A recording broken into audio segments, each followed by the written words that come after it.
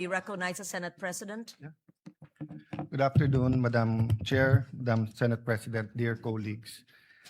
Let me start with a biblical principle. Kung anong ating itatanim, yan ang ating aanihin. Baliktarin po natin. Ito po ang ating inaani ngayon. So balikan natin ano ba ang ating tinanim. So allow me to put on record 3 topics.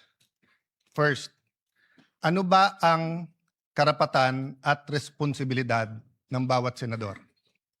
Number 2, when we talk about the dignity ng Senate at yung kasagsagan, kailan ba nag-umpisa yon?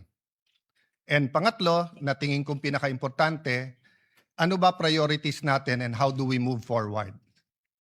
So, dun muna tayo sa ano ba ang karapatan at responsibilidad ng bawat senador. Gusto ko pong sabihin sa sarili ko at sa bawat miyembro ng Senado na hawak mo yung beat. Mga senador, hawak natin ang beat. Ano po ibig sabihin? Hawak natin ang mic, lalo sa mga panahon na to. Kahit sino po sa atin ang magsalita ay news sa panahon na ito. So kung pipiliin natin ay pag-usapan ay edukasyon, katulad ng sinabi ni Senator Bam sa kanyang vlog, yun po ay mapupunta sa record. Kung pag-uusapan natin agriculture, agricultural smuggling, problema sa taniman ngayon, problema sa fertilizer, pag pinag-usapan po natin yung 7% inflation, pag-usapan natin ilan araw pa ba meron tayong gasolina. At yung po ba ay katulad nung the last 60 days na dagdag ng dagdag o panipis na po ba ang supply worldwide? Pag pinag-usapan natin, fiscal space po natin at dolyar sa peso, hawak po natin ang beat eh. Tayo po ang pwedeng magdikta kung anong pag-uusapan. Pero tignan po natin yung interview since May 11. Dalawa lang naman eh. Paano palitan muli si Alan Cayetano? At pangalawa, bakit bumaksak ang dignidad ng ating Senado? Okay. I'm talking in general ha. Pa-isa-isa po, may nagsasalita tungkol sa inflation. Kanina lang po, si Senator Raffy Tulfo ay sinabi nga niya na dapat yung mga importante sa ating bayan. Pero ito pong Thursday, Friday, Saturday, Sunday, ang pinag-uusapan po yung 13-11.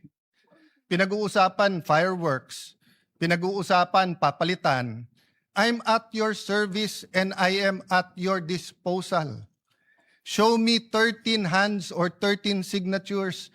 I will even administer your oath if you want to. Ano po ang nasabi po last week? Bumaksak daw po ang Senado. And alam niyo po, kasundo ko si Senator Win. I wasn't joking. I was making him smile, but I would vote for him. Pero sabi niya kanina, ibalik ang dignidad ng Senado. Okay, I'll take it with good faith. Ang problema, Senator Win, yan ang narrative ng minority eh. Na simula nung Mayo 11, bumaksak. Sinabi ni Senator Ping, may I allow and correct me Senator Ping kung mali. Sabi niyo yung biruan ngayon, mas mabango pa yung House kaso sa Senate at usually kasi mas mataas ang Senate. I will take exception to that. Why? Because the Pulse Asia, if I'm not mistaken, in December 2019, when I was Speaker and Senator Soto was Senate President, the Senate was 66% and the House was 66%. When I was Speaker, pareho lang po ang trust rating, ang performance rating ng House at saka ng Senado. Bumaksak po ang Senado nung nagsimula po yung flood control. Dahil po ilan ang binanggit sa minority. Pero ilang beses po sinasabi ng minority, bakit ganon? Kapag ka minority, may insertion daw. Pagka majority, amendment. Una, napakaraming ghost, tapos konti na lang.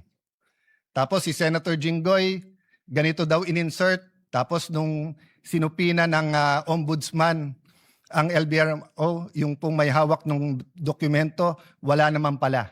I won't go into that because I do respect the hard work that every single senator, may it be Senator Marcoleta, may it be Senator Erwin Tulfo, or our chairman, Senator Lacson.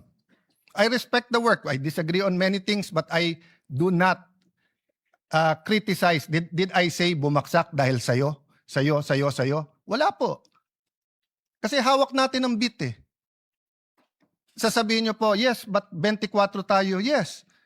Pero kung 11 sa atin ang sinasabi, ang problema ay si Cayetano, palitan yan, at 13 naman tayo na nagsasabing con-as yan, at impeachment yan, etc. yan, edi 24 na tayo na yun ang pinapakinggan ng tao. Hindi inflation, hindi yung ekonomiya, hindi yung teenage pregnancy, hindi yung tumataas na bilang ng mga may AIDS, hindi yung problema sa PhilHealth, hindi po nakawalan ng flu vaccine ng ating DOH. Napakarami pong issue. Mr. President, bakit po ba na yung linggo ng May 11 ay naging napaka-masalimuot para sa atin? At yun po ay naging bullseye para sa marami. First of all, hindi po nanggaling sa bagong majority na kapag ka nag-take over etong majority na to, ay i-dismiss po ang impeachment. I-delay ang impeachment. Magiging partial ang impeachment. Kailan po niyo ako narinig na sinabi ko yung dating majority o minority ngayon? Pagka kayo ang majority, siguradong ma-impeach. Siguradong guilty si Vice President Sara. Wala po. Kasi nirerespeto ko politika niyo. Pero once na mag-oath kayo, naniniwala ko, impartial na kayo. Mahirap maniwala. Mahirap sa mga statements nyo tungkol sa Vice President. Mahirap maniwala na kayo'y magiging impartial. Di ko nilalahat. Ilan lang po sa inyo. But I recognize it's the same for us. Nahihirapan kayo maniwala na yung ilan sa amin na malapit sa Vice President, ako personally, malapit ako sa dating Pangulo, hindi po ako malapit sa Vice President. Pero kung ako'y maniniwala na kayo'y pwedeng maging impartial, why can't you give us the benefit of the doubt that we can also be impartial? Even Senator Padilla, who's very close to the Vice President, na ang dami ng statement, sabi niya, kaya nga nagsasalita bago mag-oath kasi once na mag-oath, susundin niya yun. Ako po'y Kristiyano, siya po'y Muslim. Pero pareho kaming naniniwala, brother, di ba? Na once nag-oath ka, kasalanan sa Diyos ang wag sundin yung oath. So, Madam President, it's a two-way street. What's the difference? The difference is the minority keeps speaking outside the session hall na hindi natin basta't masagot. Senator Amy is speaking in the session hall na lahat sila ay pwedeng tumayo. Number 2, outside the session hall, walang out of order. Dito po meron. I'll go to that later kasi meron naman po tayong rules at may way forward tayo. But the first thing po, yung binansagan po ang majority na ang dahilan daw po ay yung impeachment. We've proven that wrong. In fact, I'll ask for another caucus tomorrow to finalize matters regarding the impeachment because on Thursday, may final meeting naman yung secretariat, yung magiging clerk of court, and we want to get your inputs. Secondly po, Senator Bato, he's a member of this establishment. He is entitled to go here and to vote. Bakit naging issue na pumunta dito para bumoto lang? The leadership of the Senate determines the direction of the Senate. The Senate is the last line of defense when it comes to democratic issues or issues that affect our democracy. That's been the history of the Senate, pre-martial law and after martial law. Kaya nga yun ang hinala, bakit inabolish ng martial law? Because the independence of the Senate is very important. Yun po ang ginamit sa akin ni Senator Coco then Senator Tito Soto, who I respect. During Duterte's time, sabi nila, we have to have an independent Senate. Wag si Alan kasi masyadong malapit.